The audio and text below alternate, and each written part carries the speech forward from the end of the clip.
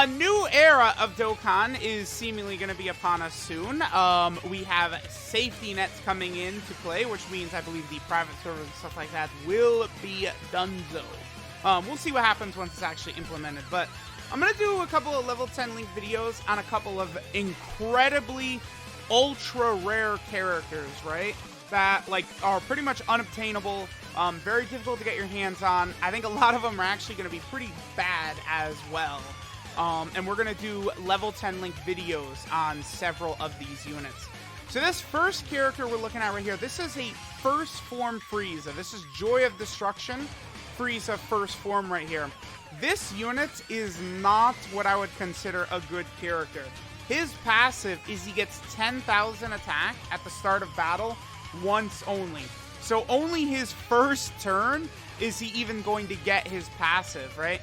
This is a character that was a login gift when LR Prime Battle Frieza first came out, right? And obviously we know by now Prime Battle Frieza's actually even gotten his EZA. So I don't know if they're ever going to do anything with this Frieza. It's very possible that they make him obtainable in some way in the future, give him a Dokkan Awakening. I would say it's something they could and should do. I mean, hell, they could... What if they, like, Dokkan Awaken this guy into, like, the Frieza from the start of the Dragon Ball Super Broly movie or something, right?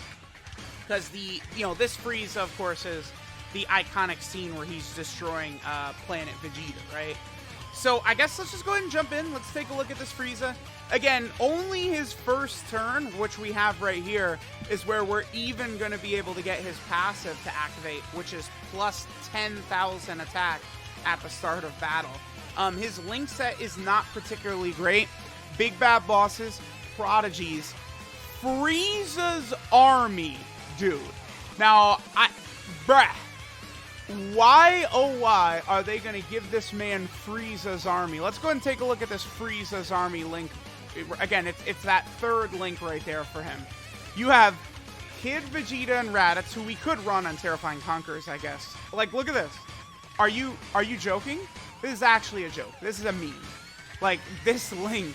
I'm stunned that they gave, like, this is a recent unit and they gave him this link. Like, that is not great that they're doing that, right?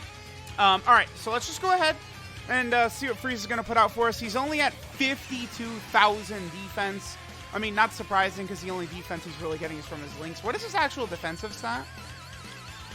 6,500, uber bad. But, I mean, like, what a shock. He's a free-to-play unit, that came out in 2016, right?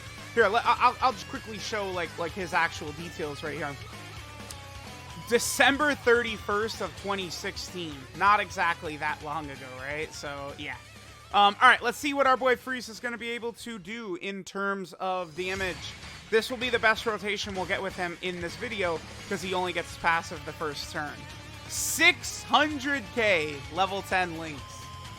We had Big Bad Bosses, Strongest Clan in Space, and Thirst for Conquest activated. Obviously, Thirst for Conquest and Big Bad Bosses combined, that is 40% attack and defense. I mean, you can look at this Frieza's links and sort of just generically say, like, his link set is, I mean, it's okay just based off of those two, right? Like, again, like we could get that to work with, like, Sealess and many other characters where we're going to be able to, like, keep, like, okay, so, like, this rotation, for example, right? Like, we've got Metamorphosis, Thirst for Conquest, Big Bad Bosses, Fierce Battle. Like, there's a couple of these links that are, like, very universal across a lot of these sort of, like, Terrifying Conqueror type characters. Again, Thirst for Conquest, Big Bad Bosses, and stuff like that. So, it's going to be good that this Frieza's got it if he does get a Dokkan Awakening. I would think some of these units we're going to sort of do these videos on, like this Frieza, definitely has a chance of returning in the future. We're going to do some content on some of the Arale cards. Now, a little birdie has told me that we will never see the Arale stuff come back ever. So that is going to be very unfortunate. Alright, so in this rotation, again, we have Big Bad Bosses, Strongest Clan in Space, Thirst for Conquest. What a shock that, like, Cooler is basically going to be this Frieza's best friend. This Cooler unit really is so well designed. They really did such an amazing job with STR Cool. I would say, like, STR Cooler is what Dokkan Fest exclusives should aspire to be. Like, what he was when he came out, like, they made him so good everywhere. And he does everything. Good link set, support, great leader skill, ridiculously powerful, easy to accomplish transformation. He does everything. He really is just one of the most well-designed and best units, like, ever in Dokkan history. Without question, to me. Without question. Alright, so what is FRIEZA's defense right here? 72k. Alright. I mean, that's pretty awful, right? I mean, I can't even say, well, he's back from 2016. It's okay for a 2016 unit. It's like, nah, his defense is dog ass. Like, it's, come on. What do you want me to say? It's terrible. It's awful.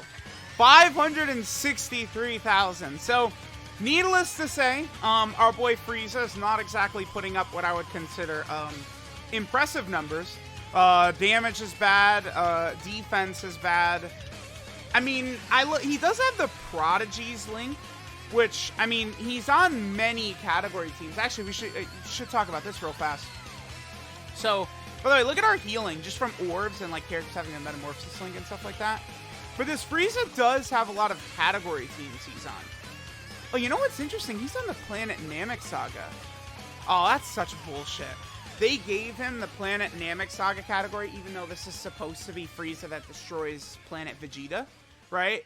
So, by that logic, Bardock and those characters should be on the Planet Namek Saga as well, which, again, I would argue they should be, because that's, like, the arc where all those characters appear. I think it's fine that, like, future Gohan and the future androids and stuff like that are on the Android/Cell Saga, because, like, that's when all those events were taking place. I think that all the Bardock units and stuff like that should be on the Planet Namek Saga, right? But this is an inconsistency that they have this FRIEZA on here, but not like Bardock and his squad and all those characters, right? She's on Planet Namek Saga, Transformation Boost, Wicked Bloodline, Terrifying Conquerors, Inhuman Deeds, Space Traveling Warriors, Gifted Warriors, and then Planetary Destruction.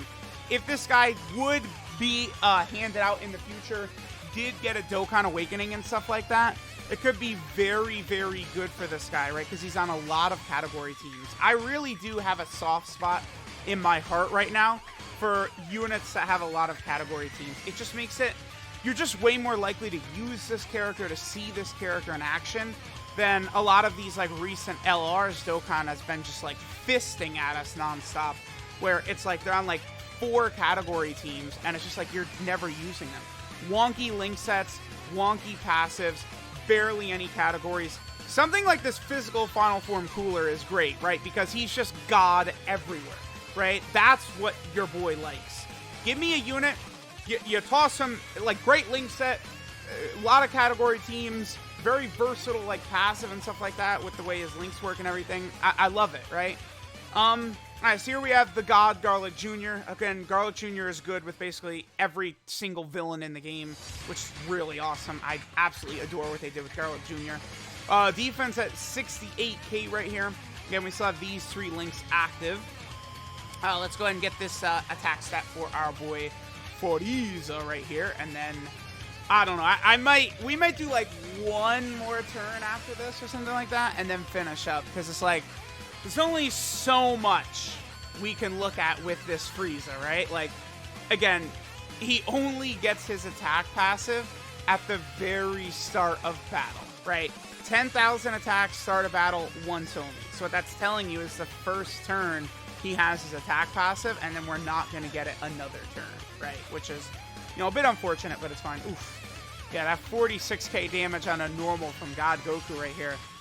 Not exactly what I would consider tremendous by our boy FRIEZA. Again, I think we'll get one more turn with him, and then we'll probably finish up. So let me know what you guys think of this FRIEZA. Again, I do think he could definitely, I mean, his, like he does extreme damage. You know, he gets that only once per battle, like, sort of passive there. So, like, even if he does get an EZA in the future, or not really an EZA, but an Awakening, it's impossible to say what he would do, right? Because he needs so much added to his kit. right? Like, just a ridiculous amount of stuff. So, you know, we would see, right? Like, they easily could make him, like, have, like, guaranteed crits against pure Saiyans or something like that, since he destroys their planet. I feel like that would be a good way to make this unit, right? Like, you know, because he's a free-to-play unit. That's, I think, the best way they can make free-to-play units. Make them highly specialized, either to a team or against a certain type of enemy, and they can make them a lot better. Like, if this Frieza was, like, I don't know, 120% attack and defense start a turn, guaranteed crits against pure Saiyan, and then high chance to dodge against pure Saiyan or something like that, like, you know, it's okay. I guess, you know, definitely could be a lot worse, right? Alright, so we'll make this our last rotation, and then we shall finish up. Let's see what our boy Frieza will do right here. You know what I'm going to do? I'm going to transform with Cooler, because we've already seen this rotation. Remember, Cooler is, of course, supporting Frieza, with the 30% to transformation boost. But by transforming with Cooler, we'll drop down one support type passive right here. So we'll see Frieza in a different situation than something we've already seen thus far in this video. So let's go ahead and see what attack stat our boy Frieza gets right here. What's his defense? 40k. I would consider that pretty dog shito. And then we'll make this the last turn. So let me know what you guys think of this first form Frieza. Let me know what you guys would do if this guy, like, were to get an awakening. Like, how would you build him? I think his vast array of category teams and good category teams means he could definitely have a spot with a powerful Dokkan Awakening in the future, but it's just a matter of him actually getting it, right? So, again, let me know what you guys think of this first form Frieza, this free-to-play unit from 5 years ago. Thanks, guys, for watching, and I'll catch you guys next time.